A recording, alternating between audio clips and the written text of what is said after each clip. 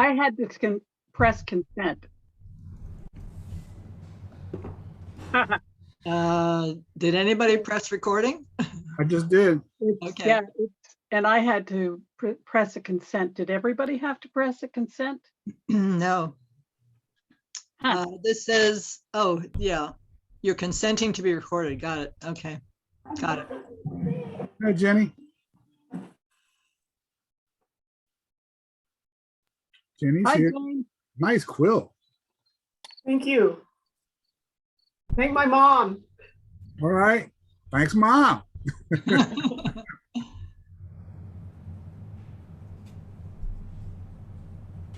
So Bernardo, I have a quick question. I have that participants list up. How do I get out of that? You click on it again at the bottom of the screen. It's like a toggle switch. Okay, got it. Thank you. All right. I'm done. Yeah, thanks. You'll be a pro yet.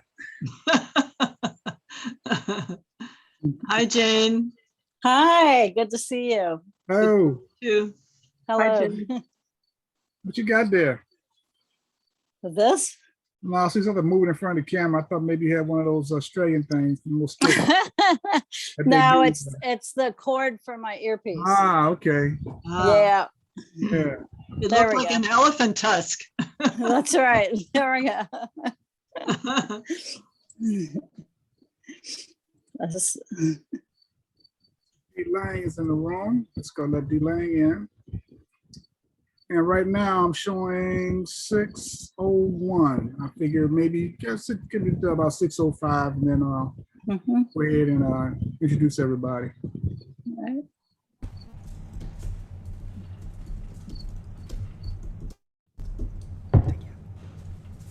I'm hoping that Hiram will join us tonight. He says he's in Charlottesville.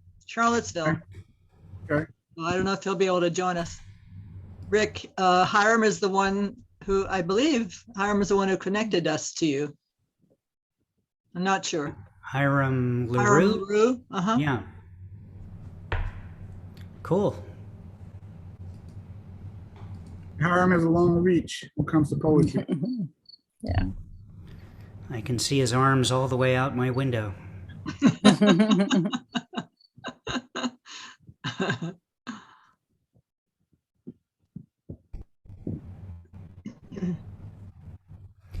Oh, it's my friend DL Lang from the San Francisco Bay Area. Hi there. Nice.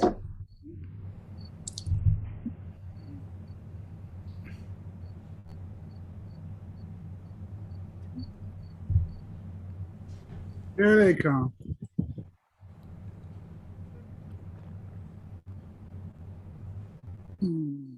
Hello, Randall Byer.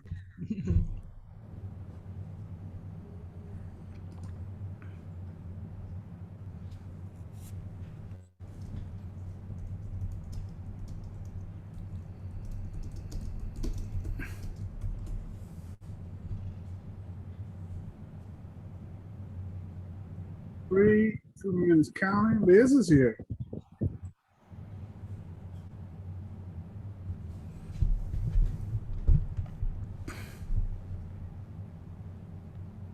Well, Liz LaRue.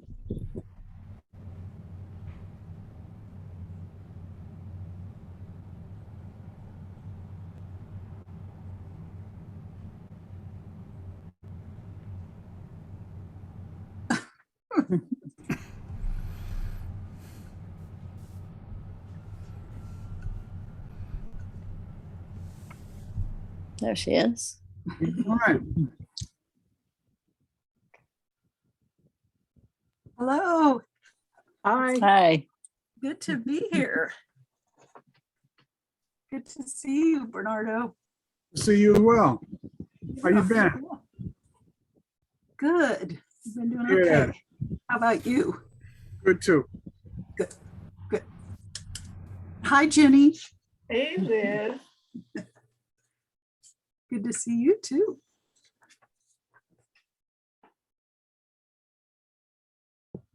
We're just waiting for 6:05, Liz. Everybody's running late, looks like. Yeah.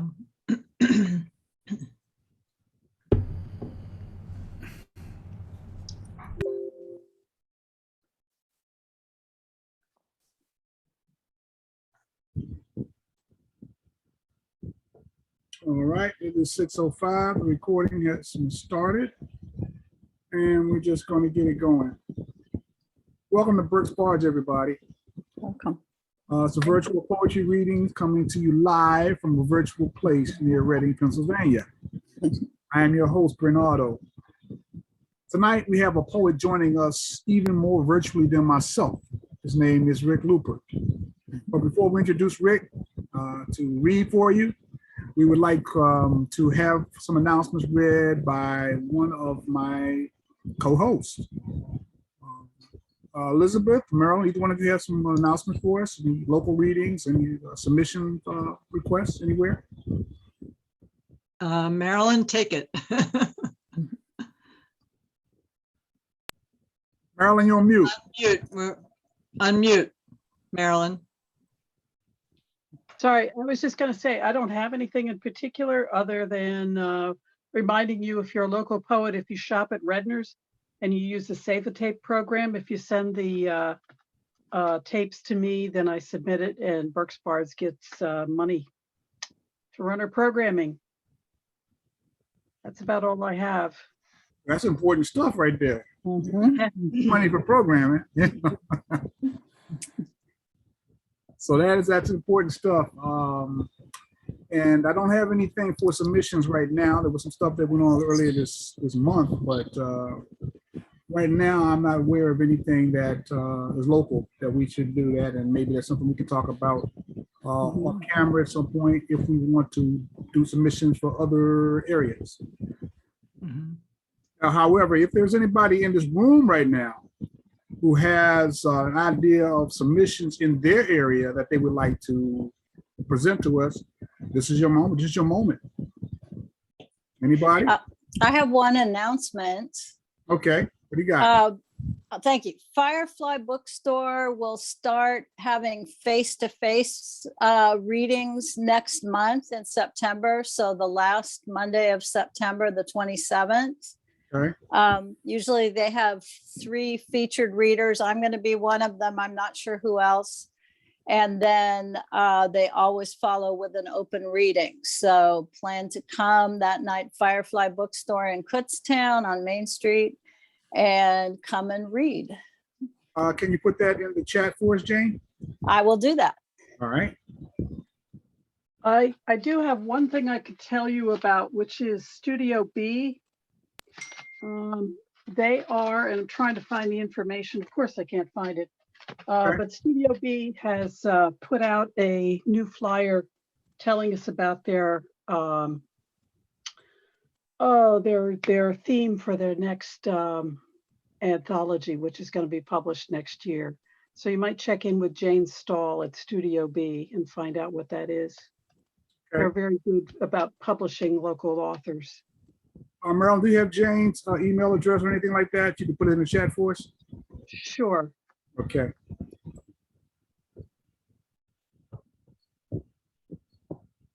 All right, we're starting to fill up, and we will continue on now.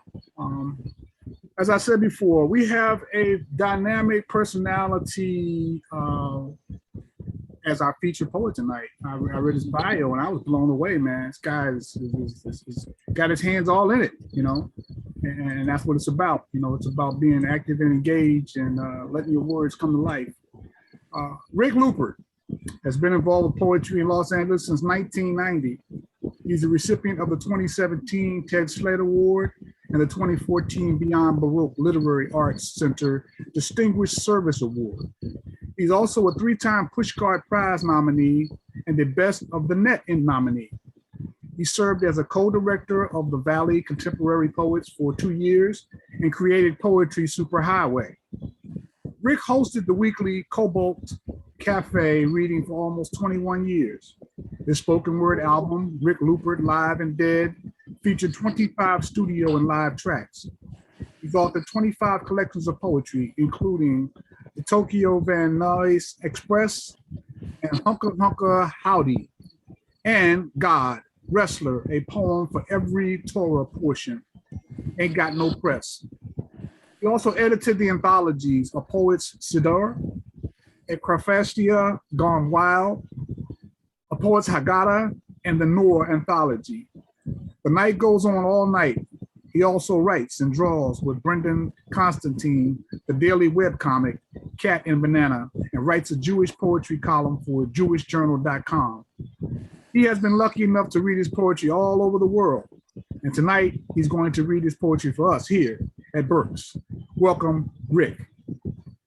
Thank you so much, Bernardo. I'm thrilled to be here. As I mentioned earlier, I don't know if we were recording or if everyone was here, but I've been to your neck of the woods a whole bunch of times because my wife is from Allentown, Pennsylvania, and I remember trying to find a reading in Reading, Pennsylvania, and since those are both spelled the same, I think when I did the search, Google just laughed at me, and I couldn't find a reading there. But now I know that you exist, and maybe someday on one of my trips there, we'll be lucky enough to all be in the same room, and I'd love to see what happens there in person when it's safe to do so.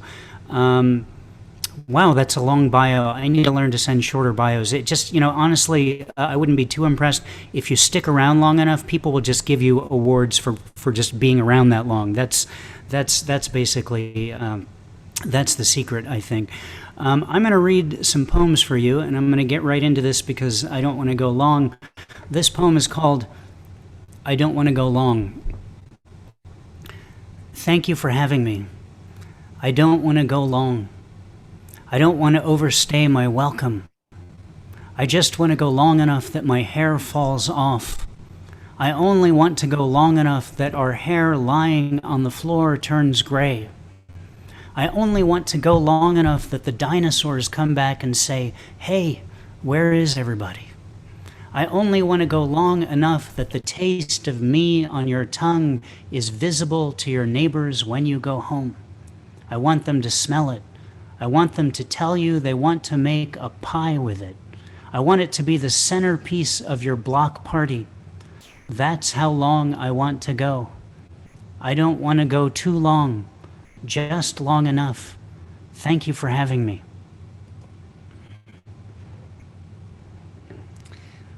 All right, poem number 1, Under the Belt.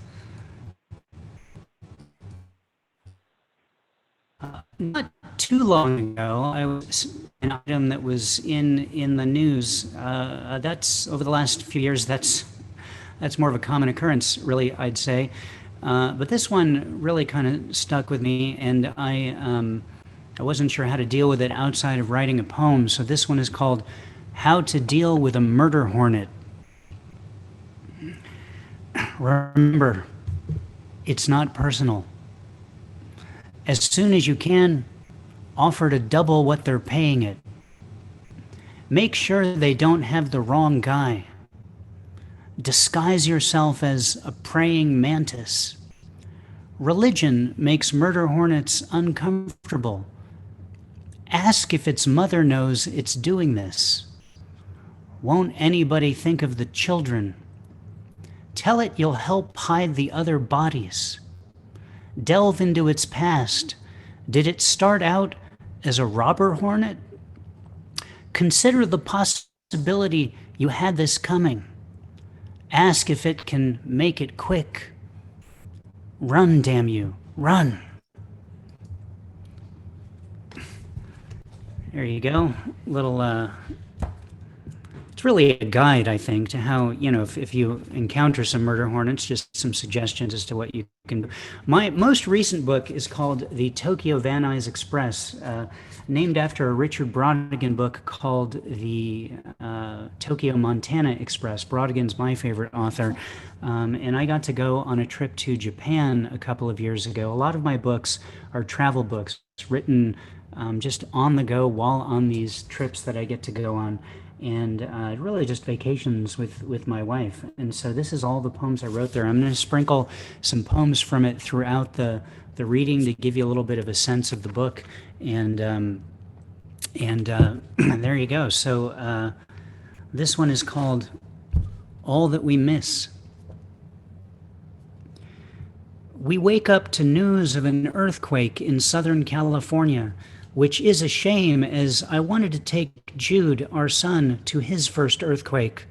He's away at camp now, And I can't experience the father-son bonding of huddling in a doorway, telling him with my wisest voice, "No, son, don't drop and roll. That's if you're on fire. You want to duck and cover for these." I suppose this is just another sign of him getting older and finding his own way. The earth shook in Southern California today, and with all my fatherly powers, I couldn't do anything about it.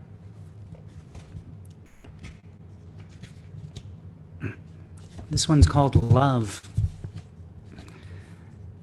After Addie asks me to watch out for slices of lemon at the buffet, I belch, which, based on my understanding of Japanese culture, is the highest declaration of love one can make in a breakfast situation.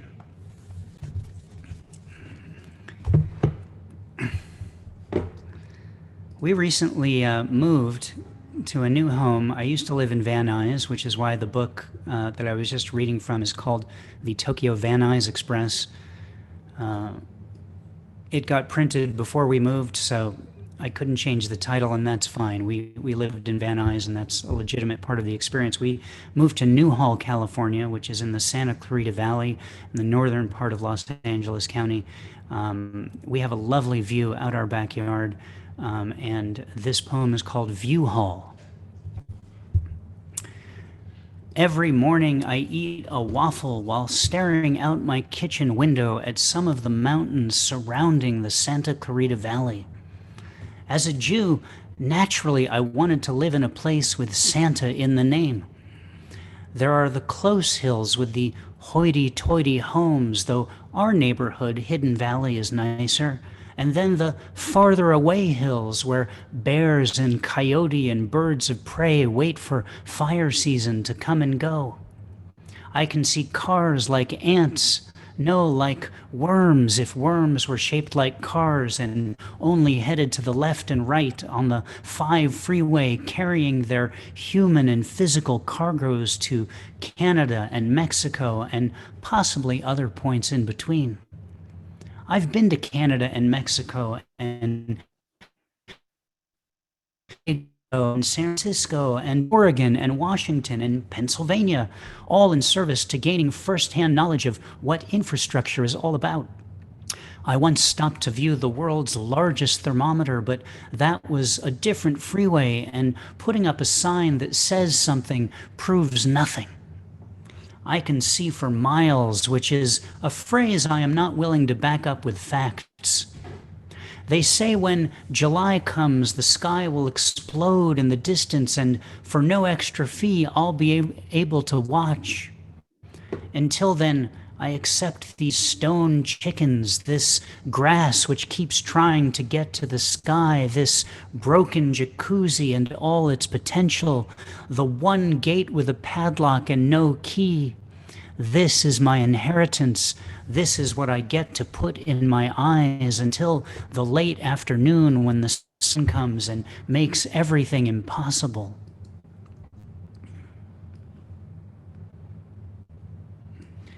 Alrighty. A couple more poems. Thank you. Thank you guys very much. I appreciate that you're here and listening.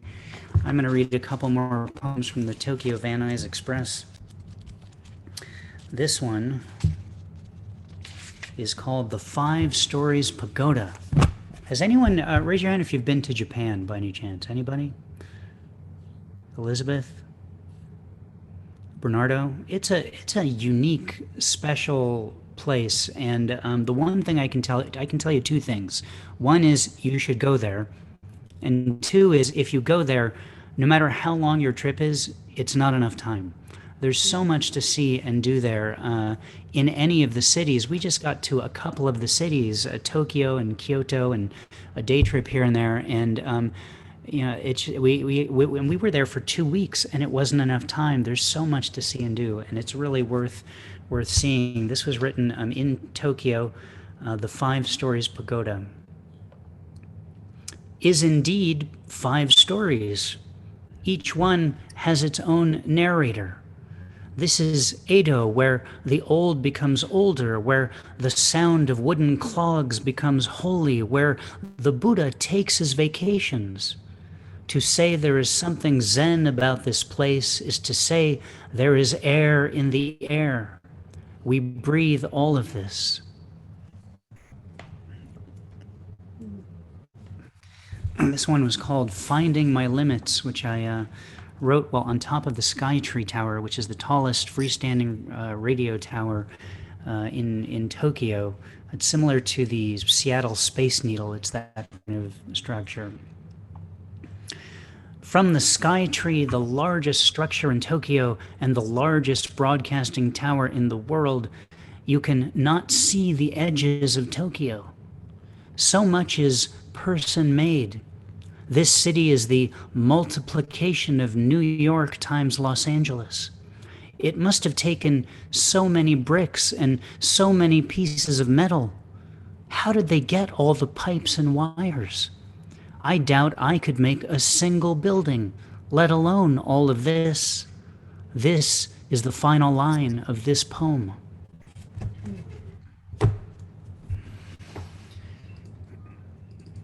I felt like a good ending to that poem for some reason. I'm not sure why.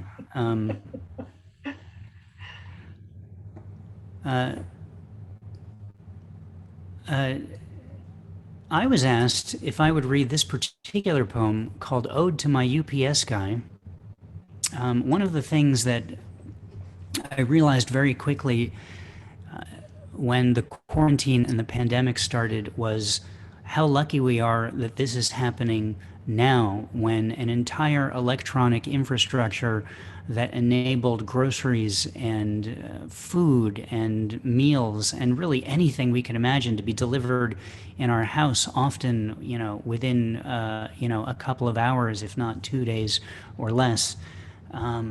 So I developed a really strong appreciation for all the people who were doing this actual delivery work out there at the beginning of the pandemic, at the beginning of the quarantine, when so much was unknown, when there was so much fear about catching COVID just from being next to anyone.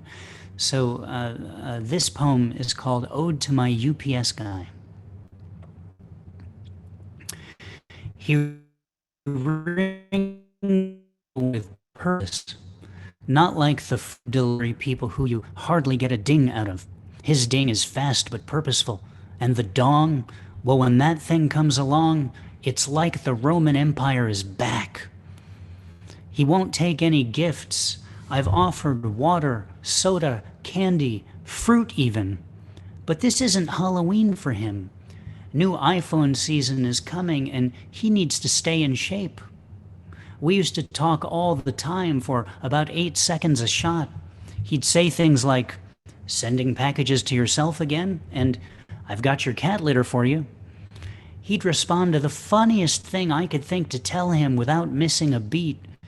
But since the plague descended, by the time I opened the door, his knees bursting out of the brown shorts of his people are already back in the van. This is how it will be until they find something to inject into us that will make it go away. Until then, he brings us everything we can imagine, like a masked savior. A package of coffee came today, which will literally keep me alive. And yesterday, he brought me a book of poetry from Japan. Not the one I wrote, but one packaged by the hands of a woman in a kimono, flown across the Pacific and then entrusted to my guy. He laid it on the porch and rang the bell. I set it aside for 3 days to avoid any unwelcome visitors. What more could I need? Whatever it may be, I know he'll risk his life to bring it to me. United in his service, this is but a parcel of my gratitude.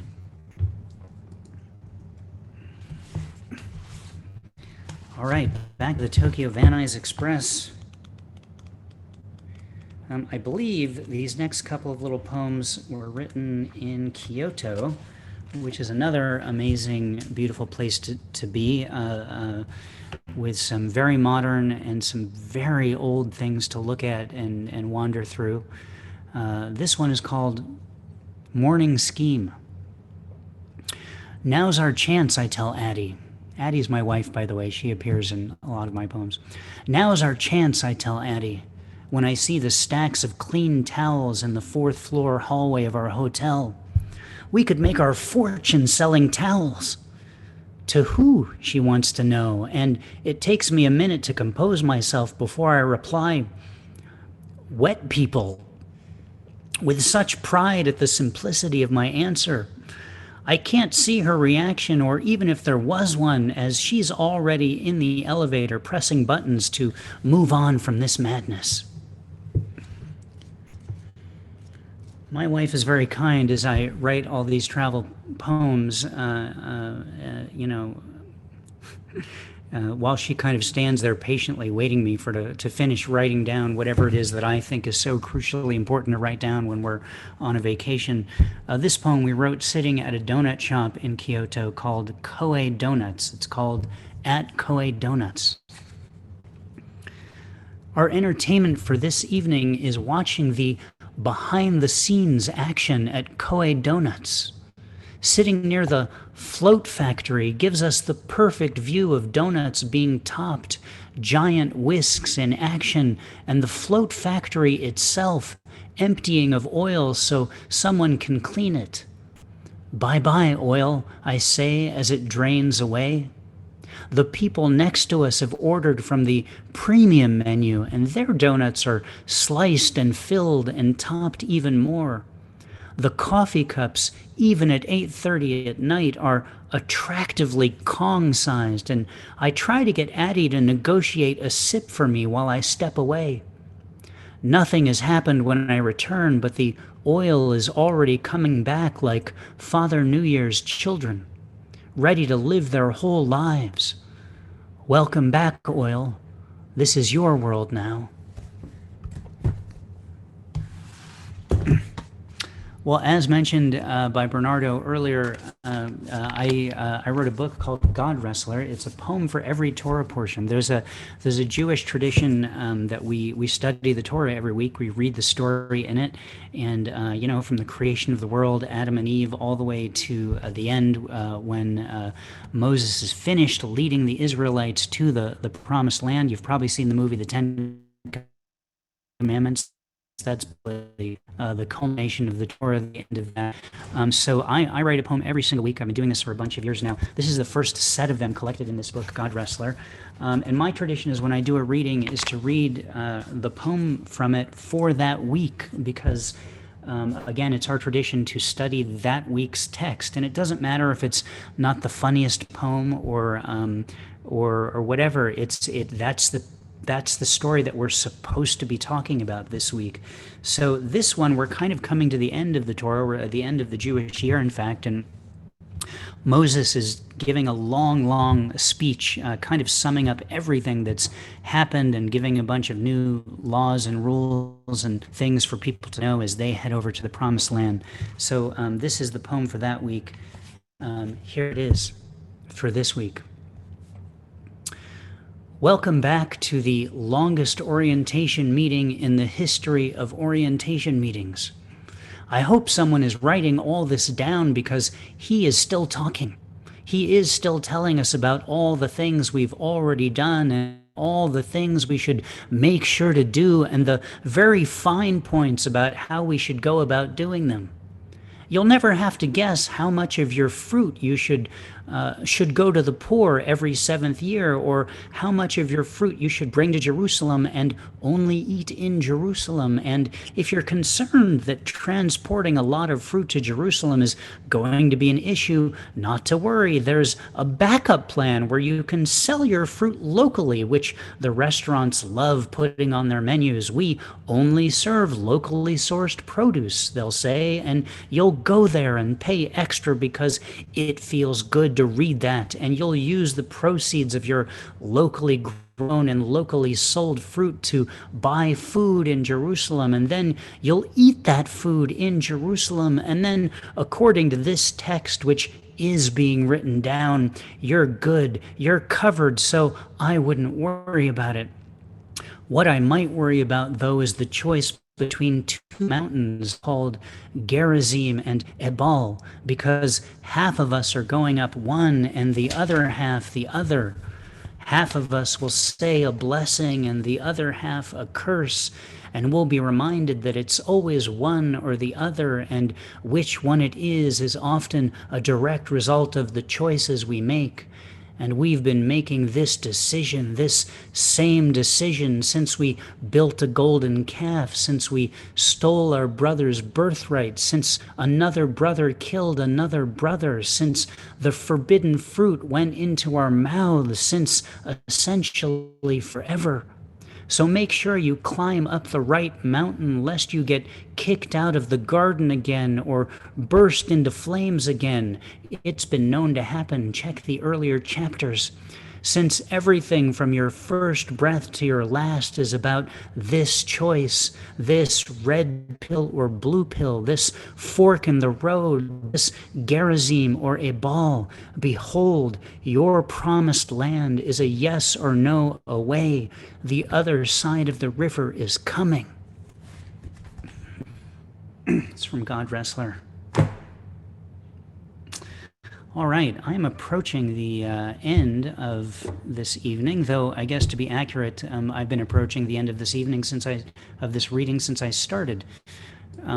That's just how time works. I don't need to explain time to a bunch of smart people in Reading. This is another one written here in this new house. It's a newer poem.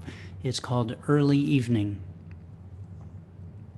When the sun threatens to set, when the light teases us with its gift, when it's quite possible the door won't open again, when dinner makes us oblivious to the day's transition from afternoon to night, when there's no more fuel for work, when TV for everyone becomes TV just for us, when even poems are outstaying their welcome, that's when I try to extend all of this beyond its natural boundaries, before tomorrow rears its illuminated head, demanding an entire world of us.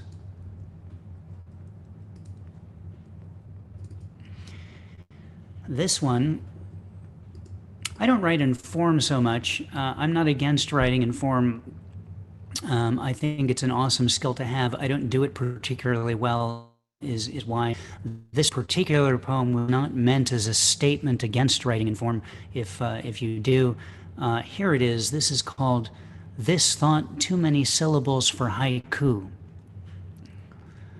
The biscuits didn't turn out as I'd hoped because too much baking soda.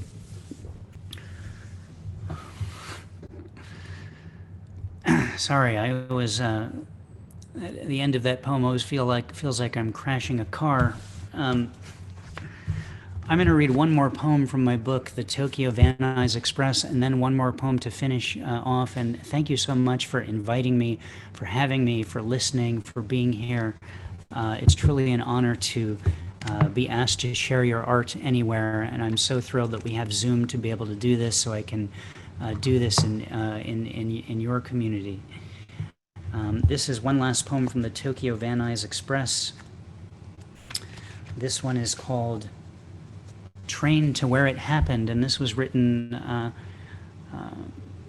while we were on the train from Kyoto to spend a day in Hiroshima. It was very odd. We just got back from Hawaii yesterday. It was our first time there. We visited Pearl Harbor, and it was so strange being at Pearl Harbor after our last trip was to Japan, and that culminated with being at Hiroshima. Very strange bookends to find myself in. Train to Where It Happened. 1. There is no graffiti here. There are no people begging for money or food. No one gets on the train to tell you their sad story between stops. This is Japan. This is all of Japan. 2. I give up my seat for a woman who needs a seat.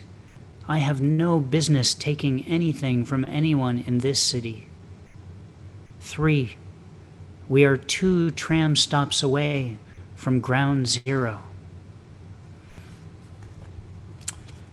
those are all poems from the Tokyo Van Nuys Express. You can pick that up on Amazon if you would like.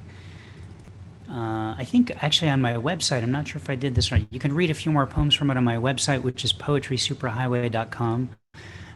You were asking for announcements earlier. If you go to poetrysuperhighway.com/PSH, I run a poetry website that publishes 2 poets every week online. We take submissions on an ongoing basis.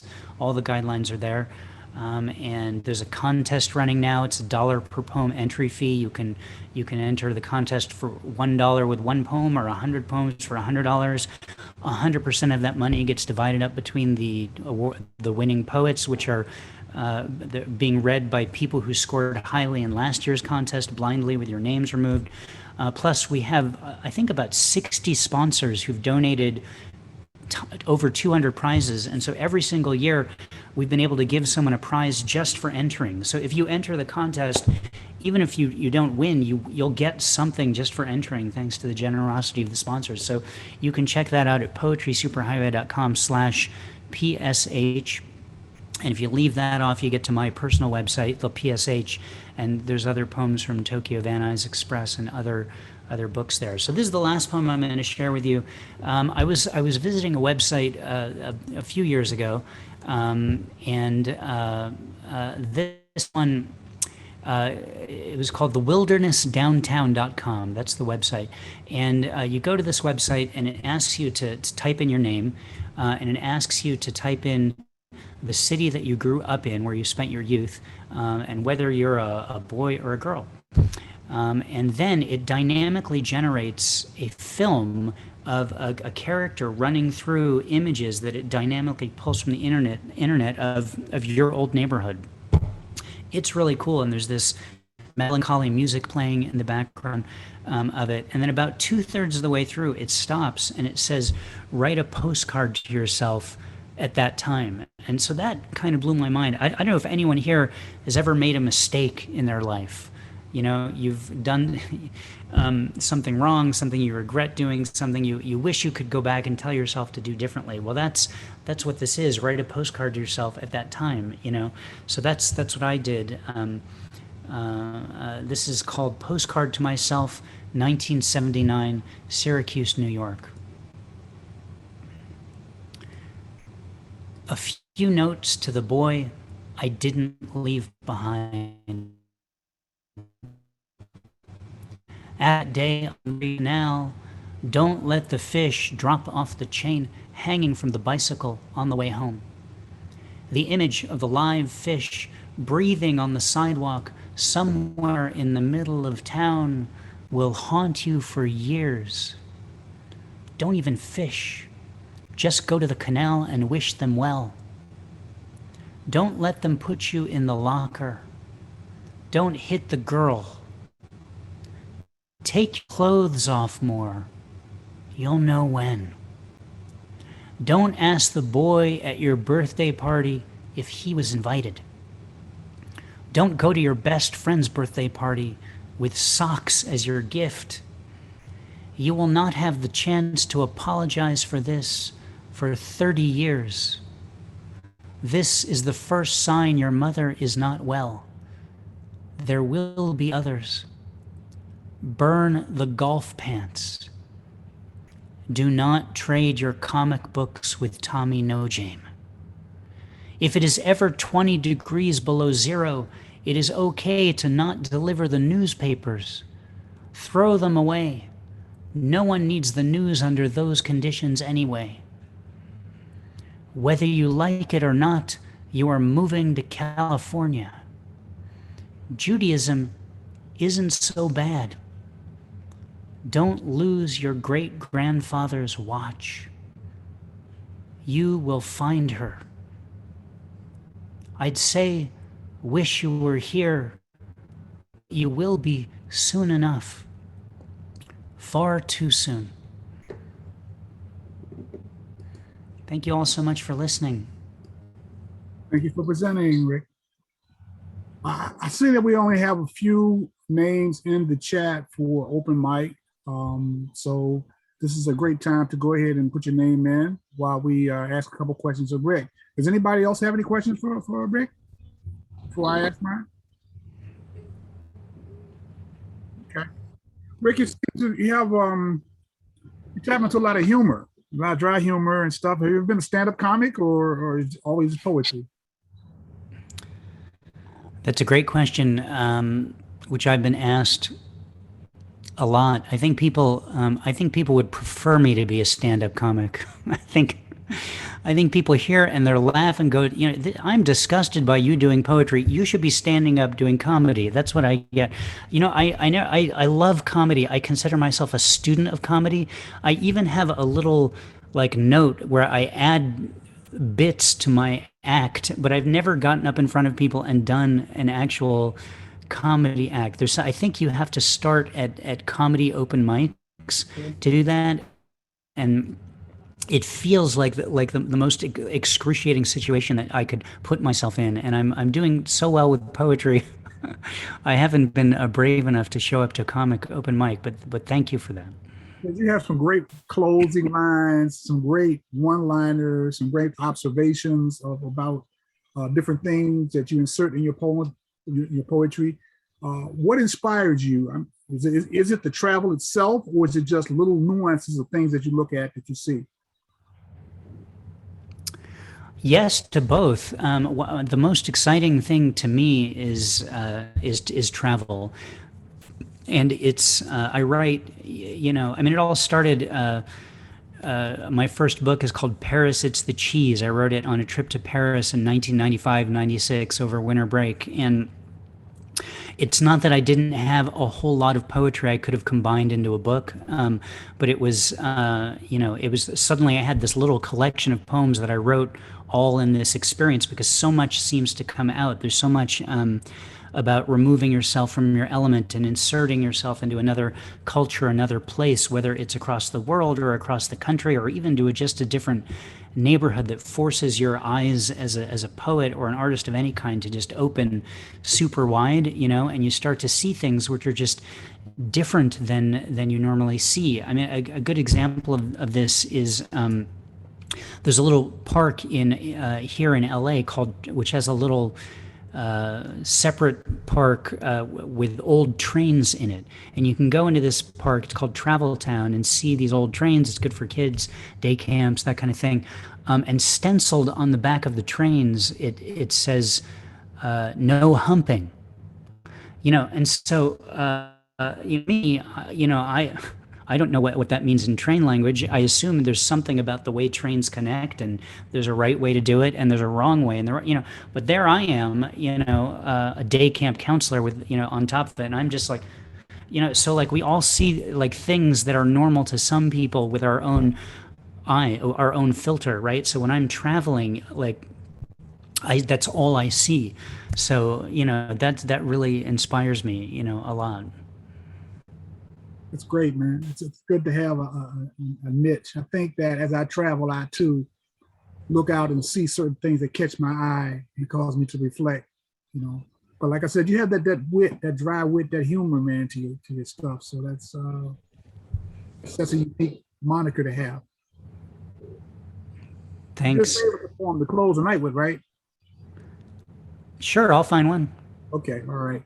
All right. Has a question come to anyone yet? Has anyone else now had their mind titillated? And is Liz, are you telling me that you have one? Yeah, I have a question. All right, go ahead. Hi, Rick. I'm so glad to actually see you and hear you read, because I've been kind of following the Poetry Superhighway for a while, and I'm interested in how you came about establishing the Poetry Superhighway. Like, when did that happen, and how did you come up with that idea to?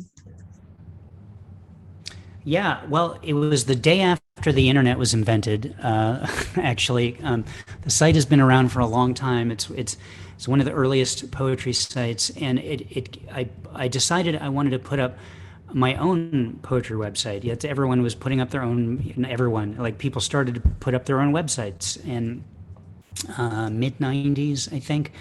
And so I thought, well, I should have one because that's what people are doing. And this was around the time that people were referring to the internet as the information superhighway. And so I thought, and it didn't make, at the time, it didn't occur to me, oh, I should call it ricklupert.com. As everyone had different names, more creative names and things. There wasn't the whole idea of, search engines and being discoverable and that kind of thing hadn't come about. So, whereas today wouldn't make sense for me to put up a website that wasn't ricklupert.com. But, since I did this so long ago and anything kind of went, Poetry Superhighway. And I realized very quickly that, someone was going to go to a website, see it, and then not come back. And what would make someone want to come back if there was content that was changing, if it was constantly updated. So, and then further, like, a poetry reading is often more attended if there's an open mic. People want not just to hear the feature read, but they want to have the chance to share as well, and which is understandable, and it helps us develop a community of poets and that sort of thing.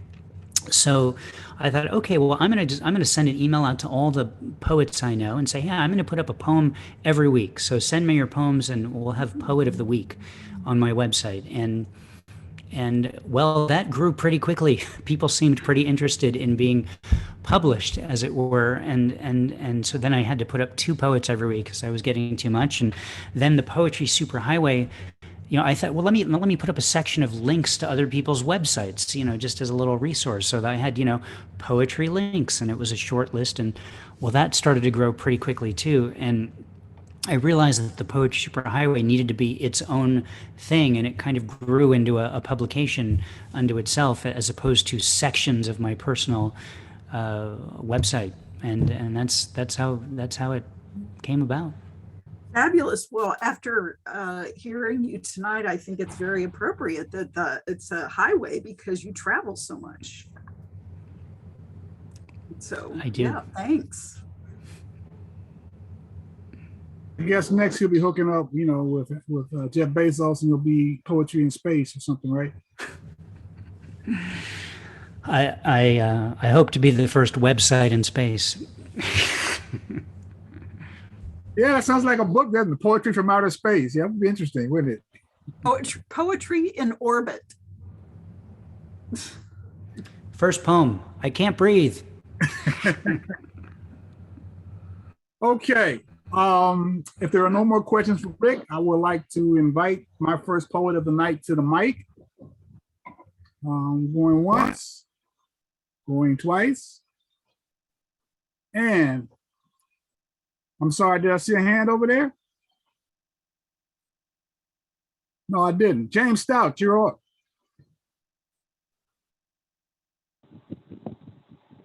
Sorry, I forgot to unmute myself. Okay. I've got 3 I'd like to read. 2 of them are older. One of them is a brand new one. The first is Bleeding Kansas. It started with a trickle, just seeping through the cracks. Now turn around. What's that sound? All the levees are breaking. Your journey's bloody detour, your map drawn between the lines. Yankee haters, free staters, know-nothings, every last one. Now Kansas is bleeding, and the shepherds are crying. Now the curtain is rising, and the lamb lays dying. It started with a tremor, just creeping up your spine. Now turn around, what's that sound? The very mountains are shaking. Our story's darkest chapter, written in between the lines. Red legs or quantrill's dregs, they all swell up under the sun. Now Kansas is bleeding, and the shepherd is crying. Now the curtain is rising, and the lamb lays dying.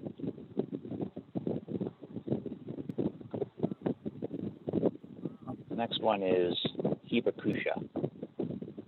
If you've never heard that word before, look it up. It ties in pretty closely to Japanese and American history. My eyes turned to the sky. It was so bright I cried. I stood and held my breath, knowing I had become death. When Shiva crossed the sea to war's cacophony, spoke his heraldic sage, the dawn of a new age. See the little boy fly into the blood-red sky. That's when the sky hit the ceiling and all the sand turned to glass. That's when the rooftops were reeling and all the tenses were past. It all went in a flash. The blossoms burned to ash. My searching skyward gaze went bleeding down my face. The angel raised his bow. Both man and beast laid low. A choir's melody played while our city was flayed.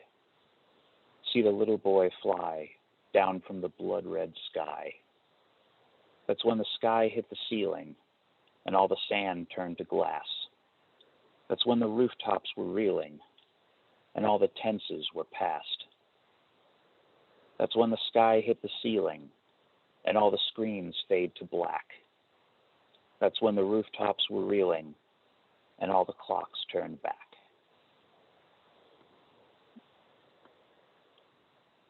And the very last one, one that I finished up a few days ago, is called Fireflies. It's dark and it's quiet, this moonless summer night. The boogeyman's shadows hiding just out of sight. A crocking staccato, the fireflies go flying. It's dark and it's quiet, except for the crying.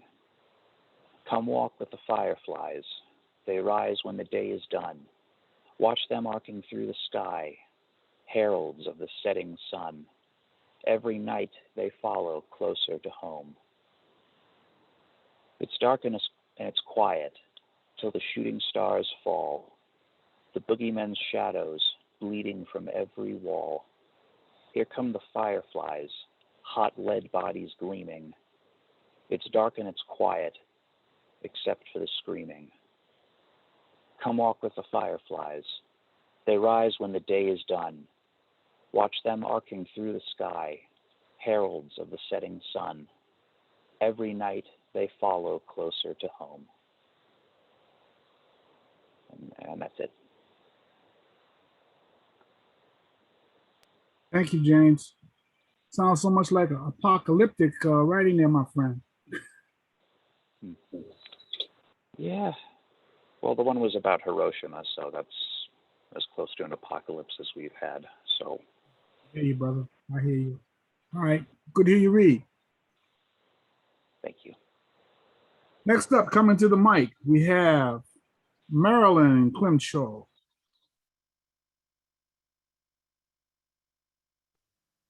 Hi, everybody. I have 3 grandsons, and the oldest one, Fred, is 14, and you realize that he's going to do something, become someone, and not in the far distant future, but pretty darn soon.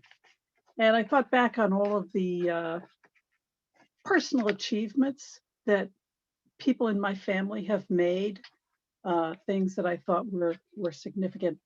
And the poem is titled Growing Scarlet Runner Beans. Growing bones exude hope like scarlet runner beans climb strings nailed up under the eaves of a back porch, or barn swallows nest loud-mouthed hungry hatchlings.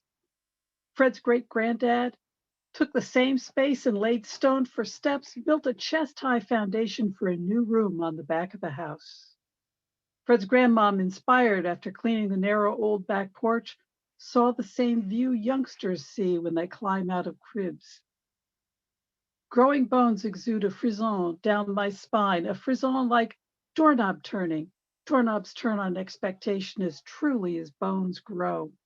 I know this boy. He has my chin, and as sure as scarlet runner beans climb strings nailed up under the eaves, and a nest full of loudmouth fledgling barn swallows holler, he's going to do something as foundational as rocks laid chest high to widen an old wooden back porch. Fred's going to swoop in like his great-granddad, and room out his own space in some future where his great-granddad, grandmother, and great-great-grandmother are banned. Excuse me. That hollows me out with awe. Scrap buckets, broken lamps, nasty rugs. The mangled body of a dead snake, the cat dragged up the back steps to lay at the door. Bird shit from the swallows. Rags that used to be our clothes. I cleaned it all off of the back porch and planted scarlet runner beans, my dad's mom's favorite flower. My dad built an addition with windows on 3 sides in the same spot that I planted scarlet runner beans, pounded nails and led plants up strings to the eaves, green shade. He dug out underneath the old porch and made a cubbyhole cellar for drying lumber. I laid out a quilt on an old iron bed frame. He laid stones for the steps and a chest-high foundation. I sat back and enjoyed the sunsets and swooping barn swallows. He rests now too, underground. Our efforts, decades apart, but he's making me believe we're playing generational leapfrog, and Fred's up next. What's Fred gonna do? What's he gonna do? Thank you. Thanks.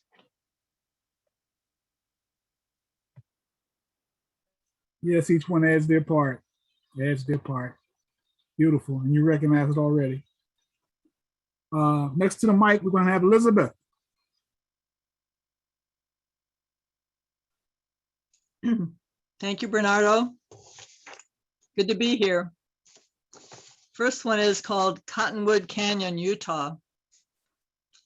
Take the power boats for a ride down the lake to the Rainbow Bridge, largest natural arch in the world. Talk with the National Park Service ranger. Ask her what the native peoples say about Rainbow Bridge and this sacred land. She says that when she asked, they told her she didn't need to know. Some secrets of this sacred land are open only to those whose religion is bound to these beautiful lands. Before dinner, I put on my sandals, go for a walk looking for tiny lizards, see none, but at the end of the rock jetty, watch a large black tarantula slowly making its way down the rock face.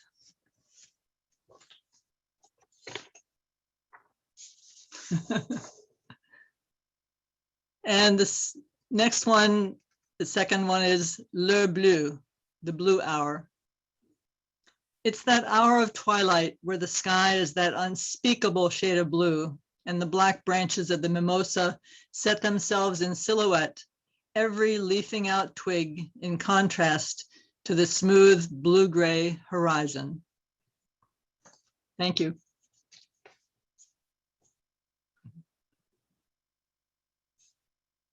Sounds like you're describing where I am. Blue horizons, yes. And let's see, I got one more name on this list. Is that Katrina? Oh, Katrina. Yeah, I'm here. How do Hi. you pronounce that? Hi. Yeah, I've got a poem for you guys. All right.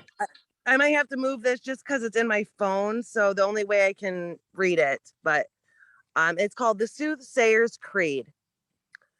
Truth shall guide my heart and mind. Tranquil thoughts I now find. In the midst of my noble deed, I now relinquish this here creed. Let the seasons and times now speak. Awaken my conscious mind to seek. With nature as my compass and tool, lend my intuition power to rule. Borrowed from a future time, let me speak in uncoiffed rhyme. For what's ahead and what's behind, let them unite in present time to find the answer to which I've sought afore. Come knocking upon my judgment's door. I clap my hands to find noise. I seek the sky to balance my poise. I bind these words to an immortal soul, for truth itself like a sun shall show.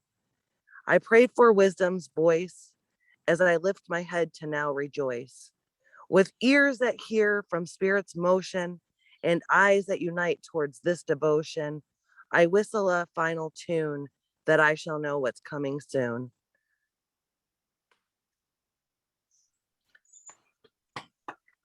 Thank you. Thank you. Thank you. That brings to mind, let's see, I see no other names on the list. And what that brings to mind for me is a poem that I wrote a long, long time ago when I was a young whippersnapper like Mr. Rick Lupert, and just starting out and trying to figure out, you know, what I wanted to do with this thing, right? And what ended up happening was I blew my own mind. And having blown my own mind, I decided I wanted to be a poet. And I think that Ms. Katrinia's poem also touches that. I think a bit of every poem I heard tonight touches that, because the poem is beauty. I have longed to behold you. I have longed to unfold you from this abyss of my mind, to form your shapes, to shape your form, to mold your gently balanced lines. Your truth and reason evident, your measurements precise. You might touch all humanity, each mind you would entice. Ah, elusive beauty, if there could only be a way for me to show them all this beauty that I see. Beauty. So I think that's the purpose for poetry. I think that we all carry inside our hearts and our minds, we carry visions, we carry scenes that no one else has ever beheld. And we find a way to tell that story, whether it's in humor, whether it's in a short piece, whether it's a long piece, whether it's in startling nightmares or paintings. And I like to compare poetry to art, because in art, you can have a watercolor next to an oil painting, next to still life, next to a grand expanse, next to a portrait. It's just so vast. And we're all just bringing our brushes and our paintings in here, and we're sharing our artwork in such a lovely place to behold. And having said that, we're going to bring the night to the close, and we're going to ask our future poet to share with us one, maybe two more poems.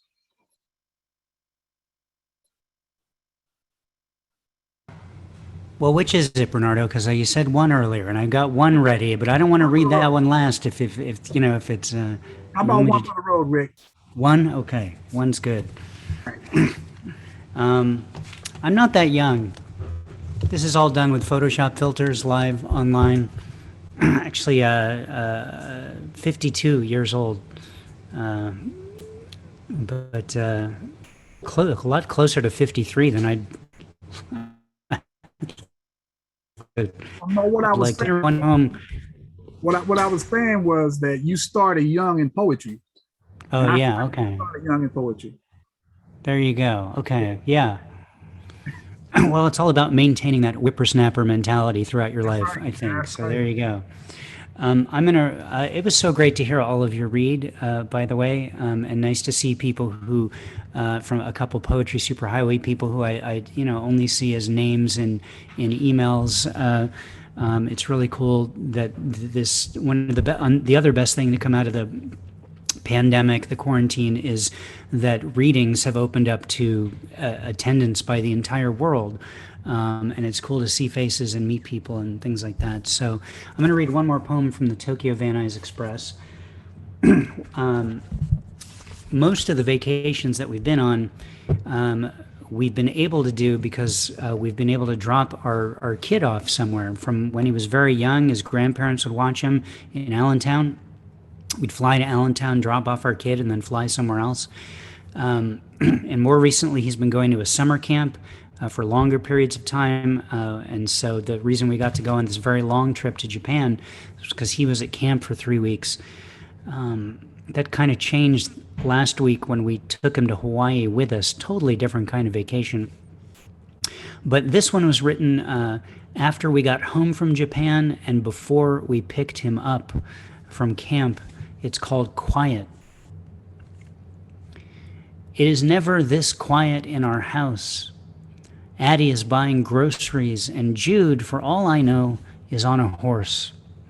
I know for sure I've got a few more days without aggravated remote control clicking, without yelling at people over a headset.